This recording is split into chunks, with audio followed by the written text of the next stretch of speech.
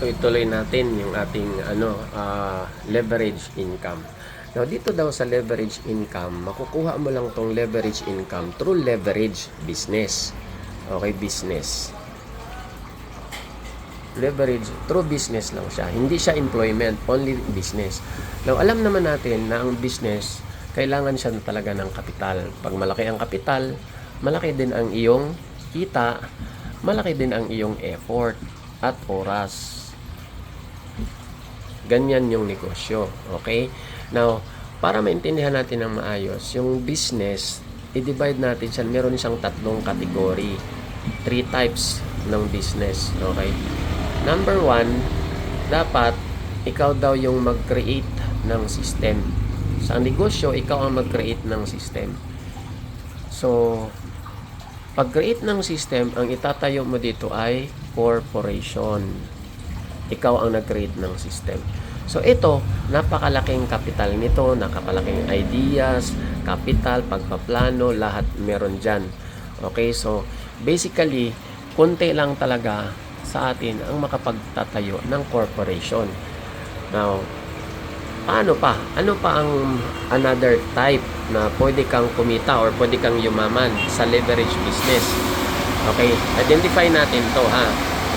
So, hindi ka na daw mag-create ng system dito sa number 2. Ang gagawin mo, bibili ka lang ng sistema.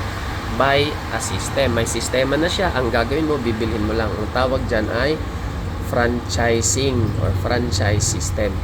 Gawa na po yung sistema. All you have to do is understand, aralin mo, pero binabayaran mo ng malaki din yan. Ang most effective and successful na system na talagang yayaman generations to generations will last ay yung tinatawag nating McDonald's, yan, mga successful yan. Jollibee, yan. Pero yung mga franchise, alam natin yan, na aabot yan ng 30 million franchise fee pa lang. Okay? So, wala tayong 30 million. So, number 3, pwede pa rin tayong yayaman dito sa number 3. You don't need to create a system.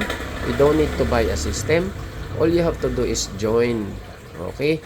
Meron po siyang movement, may samahan, may organization. Gagawin mo na lang, magjo-join ka. Bakit? Gawa na po ang system. Sino-sino po dito yung system na to? Ito po yung tinatawag na direct selling o kaya MLM, whatever you call it, or network marketing. Okay? Network marketing. Yan po ang mga sistema. So, importanteng malaman mo, dapat yung network marketing. Now, there are 3 types also na basihan. 3 basis para mag-join ka ng network marketing. Number 1, dapat piliin mo yung network marketing na ang products. Dapat yung products ay highly consumable. Highly consumable plus meron siyang superior quality at saka affordable. Okay? Superior quality at saka affordable. Ayan. Yan yung pipilian mo. Number 2, dapat hanapin mo yung tinatawag na system. Okay? Dapat ang system, okay, doable. Okay? Doable. Magagawa din ng mga kaibigan mo.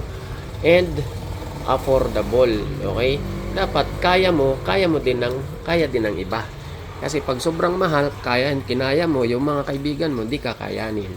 So, yun dapat ang system.